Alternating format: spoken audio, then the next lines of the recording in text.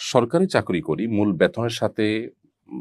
বেতনের সাথে বাড়ি ভাড়া, চিকিৎসা ভাতা ইত্যাদি বাবদ যে পরিমাণ ভাতা যুক্ত থাকে, অনেক সময় খরচ তার চাইতে কম হয়।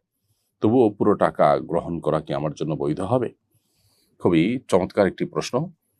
এ প্রশ্নের উত্তর হলো যে, যারা সরকারি চাকরি করছেন কিংবা বেসরকারি চাকরি করছেন, আপনাকে বেতনের সাথে যদি বাড়ি ভাড়া এবং বিভিন্ন রকমের ভাতা দেওয়া হয়, এই ভাতার বিপরীতে আপনার কাছ থেকে কোনো প্রকার ভাউচার চাওয়া হয় না। এই ভাতার কোনো হিসেব চাওয়া হয় না। এটা থোক বরাদ্দের মতোই দেওয়া হয় সাধারণত। অতএব থোক বরাদ্দ দেওয়ার মাধ্যমে আপনাকে আ মূলত এই টাকার মালিক বানিয়ে দেওয়া হয়।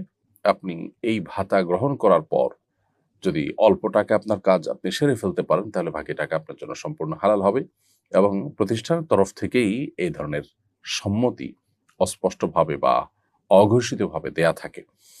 কারণ আ এখানে আসলে ফেরত দেওয়ার বা হিসেব দেওয়ার কোনো অপশনই রাখা হয় না।